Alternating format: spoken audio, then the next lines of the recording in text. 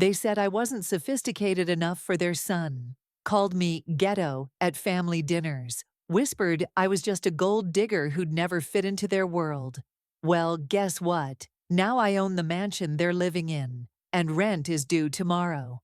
Before we dive into this incredible story of revenge and resilience, make sure you hit that subscribe button and ring the notification bell. Trust me, you don't want miss stories like this one. And stick around until the end. I've got something special for you. You know, they say success is the best revenge. But honestly, I never set out for revenge.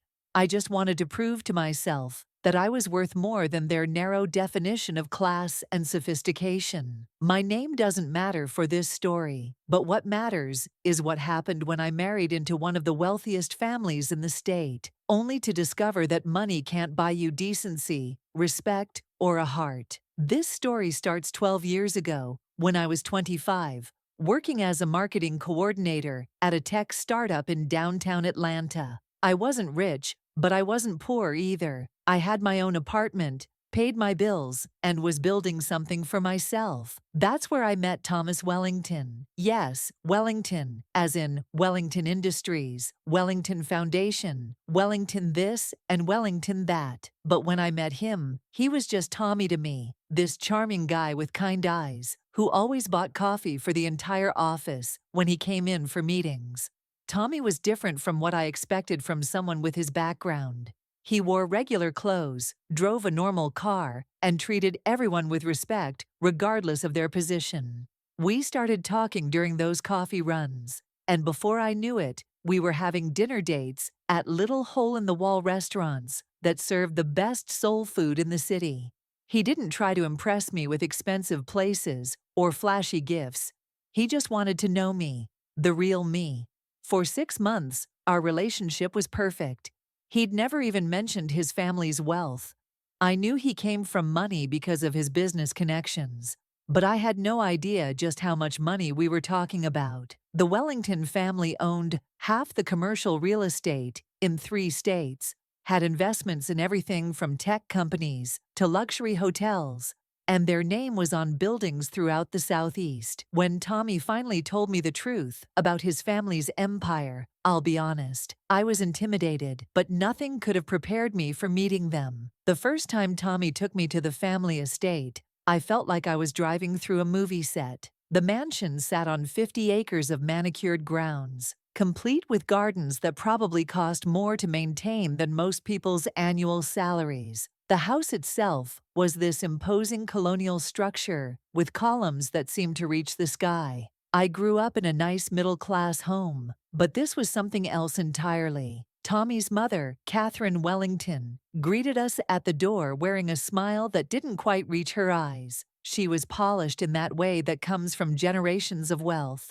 Every hair in place, pearls that probably cost more than my car, and a handshake that felt like she was evaluating the quality of my skin. His father, William, was cordial but distant, the kind of man who could make you feel invisible while looking directly at you. During that first dinner, I could feel them studying me. Every word I spoke, every gesture I made, every laugh that came a little too loud, it was all being catalogued and judged. Catherine asked about my background with the precision of a detective. Where did I grow up? What did my parents do? Where did I go to school? What church did my family attend? Each question felt like a small test I wasn't sure I was passing. When Tommy and I got engaged 8 months later, their reaction was complicated. Catherine hugged me and said all the right words, but I caught the look she exchanged with William over my shoulder. It was the look of parents who were disappointed but resigned to their son's choice. That should have been my first real warning. But I was so in love and so hopeful that I convinced myself things would get better once they got to know me. They didn't get better, they got worse. The wedding planning was my introduction to psychological warfare, Wellington family style. Every suggestion I made was met with a gentle but firm redirection. The venue I wanted wasn't appropriate for our family status. The caterer I chose didn't understand the caliber of event we typically host. The band I loved was a bit too urban for our guests. That last comment from Catherine stung because I knew exactly what she meant by urban. They took over everything. My dream wedding became their social event, complete with their guest list of people I'd never met, flowers I'd never chosen, and a menu that reflected their taste, not mine. When I tried to push back, Tommy would gently suggest that maybe it was easier to let his mother handle the details since she had more experience with events of this scale. I should have fought harder, but I was young and trying so hard to fit in that I lost pieces of myself with every compromise. The wedding day itself was beautiful, I'll give them that. Everything was perfect and elegant and exactly what you'd expect from a Wellington family production.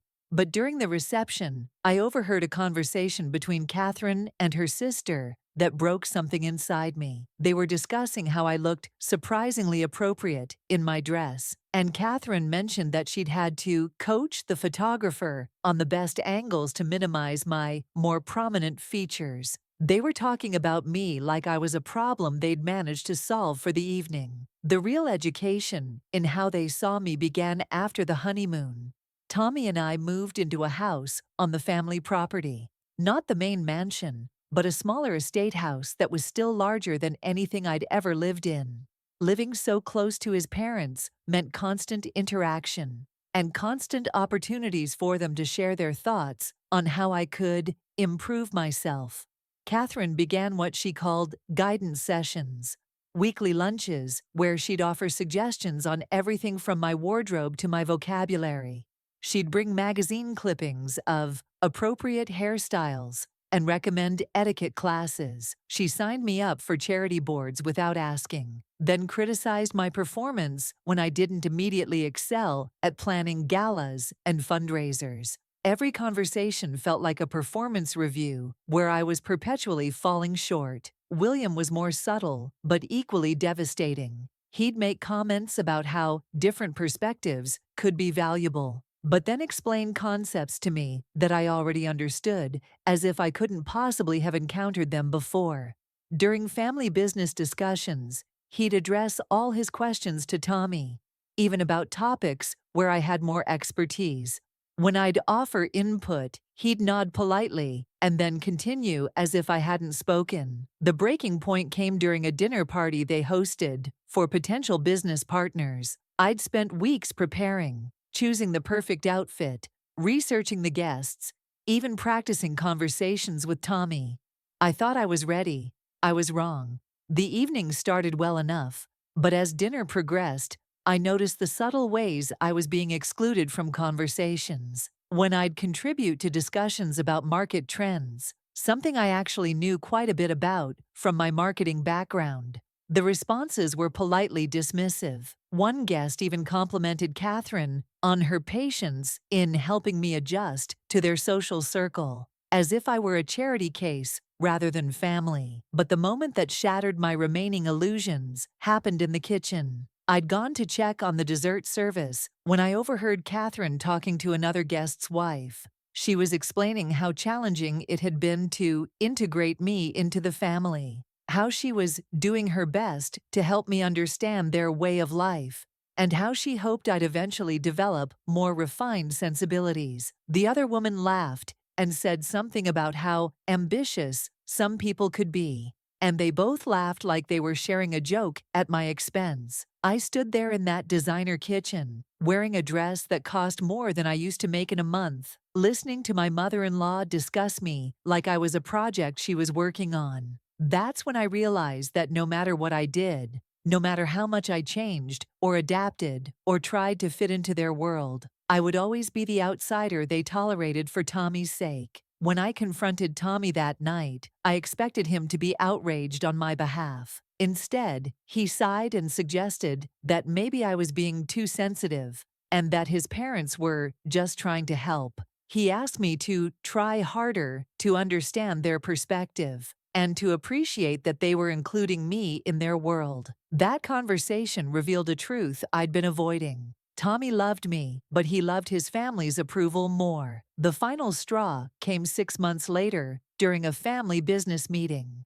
I'd been working on a marketing analysis for one of their properties, something William had actually requested. I'd spent weeks on it, creating a comprehensive strategy that could have increased their revenue significantly. When I presented it, William listened politely, thanked me for my enthusiasm, and then turned to Tommy to discuss realistic options for the property. Later, I found out they'd hired an outside consulting firm to do the exact analysis I'd already completed.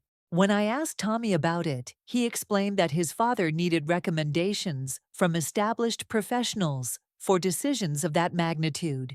The message was clear. I could play house with them, but I would never be seen as a real contributor to their empire. That night, I made a decision that would change everything. I stopped trying to earn their respect and started planning my exit. The divorce wasn't dramatic or messy, at least not publicly. I was quiet and strategic. I'd learned enough about their business practices to know that they valued discretion above almost everything else. I agreed to a settlement that they probably thought was generous, but that I knew was a fraction of what I could have fought for. I didn't want their money. I wanted my freedom. Tommy was genuinely confused by my decision. He kept asking what he could do to fix things, promising that his parents would come around, suggesting counseling or time apart to work things out. But I was done trying to convince people of my worth. I packed my belongings, moved into a small apartment across town, and began rebuilding my life. The first year after the divorce was the hardest of my life. I'd left my job at the tech company when I married Tommy, and getting back into the workforce wasn't easy. I felt like I'd lost myself in trying to become someone else, and I had to figure out who I really was underneath all those layers of attempted transformation. But something interesting happened during that difficult time. I started paying attention to real estate in a way I never had before. Living in the Wellington mansion had taught me to see properties differently, to understand how location, architecture, and presentation could create value. I began studying the market, learning about commercial and residential investments, and developing an eye for undervalued properties. My first investment was a small duplex in an up-and-coming neighborhood. I used my divorce settlement as a down payment and spent weekends renovating it myself. There's something powerful about building something with your own hands after spending years trying to fit into someone else's vision of your life. Every wall I painted and every fixture I installed was a declaration of my independence. That duplex became 2 properties, then 5, then 10. I developed relationships with contractors, real estate agents, property managers, and investors. I learned to see opportunities where others saw problems. Within 3 years, I had a portfolio of rental properties generating steady income. Within 5 years, I was buying small commercial buildings and strip centers.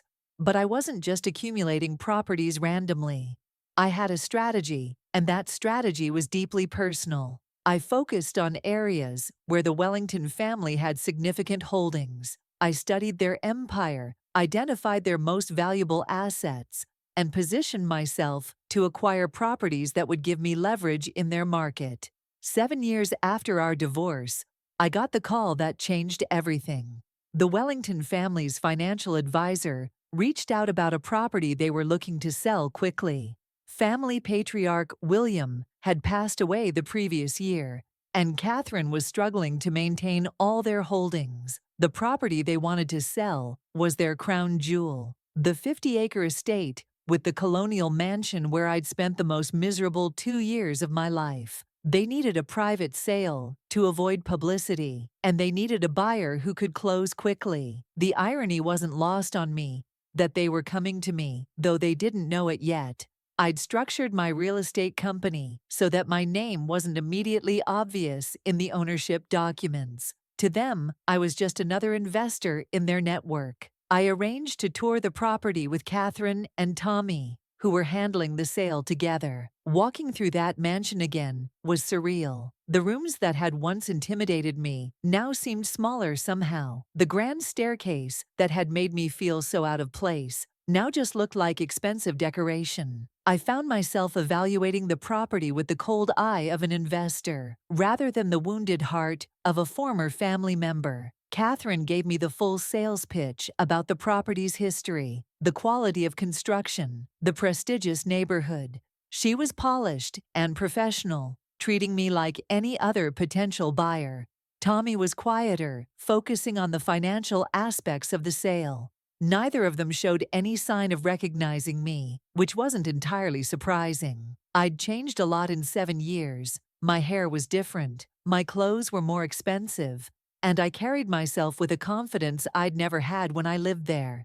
The asking price was substantial, but fair for the current market. I made an offer that was 10% below asking, but with a cash close in 30 days. For a family that needed liquidity, it was an attractive proposal. They accepted within 48 hours.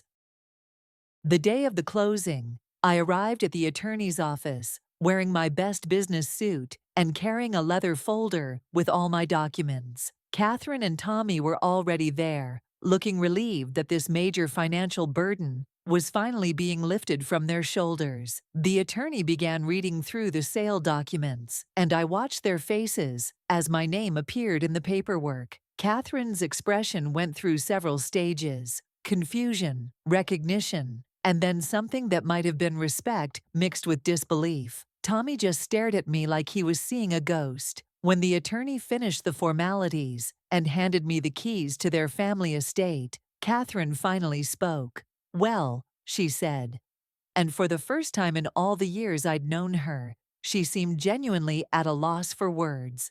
"I suppose congratulations are in order."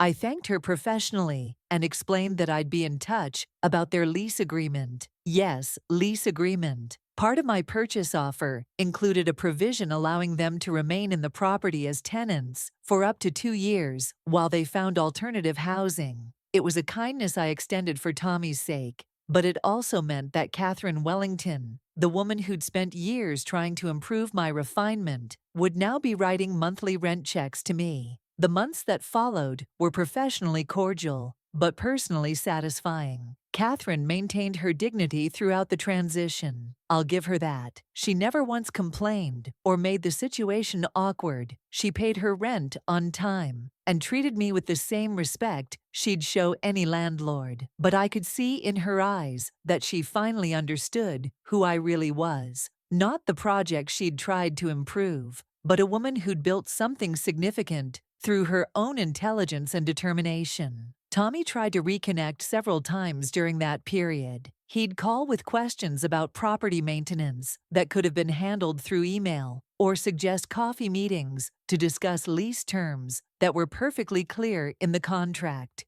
During one of these conversations, he admitted that he'd made mistakes during our marriage and that he should have defended me better against his family's treatment. I appreciated his honesty, but it was too late for apologies. The woman who desperately wanted his validation was gone, replaced by someone who'd learned to validate herself through achievement and success. I wished him well, but I had no interest in revisiting that chapter of my life. When their lease expired, Catherine and Tommy moved to a smaller but still elegant home about 20 minutes away. I renovated the mansion and turned it into luxury corporate housing for executives on extended business assignments. The property now generates more monthly income than most people's annual salaries, and it stays booked solid year-round. Today, 12 years after that first disastrous dinner party, I own over 200 properties across 4 states. My real estate company employs 37 people and manages a portfolio worth more than the Wellington family's remaining assets. I drive whatever car I want, wear whatever makes me feel confident, and speak however feels natural to me. I've never been more successful, and I've never been happier. The best part isn't the money, though the financial independence is sweet. The best part is that I finally understand what true class really means. It's not about which fork you use or how you pronounce certain words. It's not about the size of your house or the labels in your closet. True class is treating people with dignity, regardless of their background. It's recognizing value in others, even when they're different from you. It's having enough security in yourself that you don't need to diminish others to feel important. Catherine Wellington taught me a lot about sophistication and refinement, But she never understood the most important lesson of all, that real elegance comes from lifting others up, not putting them down. She spent so much energy trying to change me into her image of what I should be, that she never bothered to see the value in who I actually was. I still see members of the Wellington family occasionally at industry events or charity functions. We're polite and professional with each other. Catherine always looks impeccable, and she nods at me with what I can only describe as grudging respect. Tommy seems genuinely happy for my success, though there's sometimes a wistfulness in his eyes when he looks at me, like he's wondering what might have been different if he'd chosen differently all those years ago. But I don't spend time on what-ifs anymore. I'm too busy building the life I was meant to live, surrounded by people who value me for exactly who I am. And every month, when I look at my portfolio reports and see the income from that beautiful colonial mansion, I smile and remember that sometimes the best response to people who underestimate you isn't revenge. It's simply proving them wrong by becoming everything they never thought you could be. If this story inspired you to never let anyone dim your light, smash that like button and share this video with someone who needs to hear it. Drop a comment telling me about a time you proved your doubters wrong. I read every single one. And remember, sometimes the best revenge is simply becoming so successful that you're untouchable. Until next time, keep rising.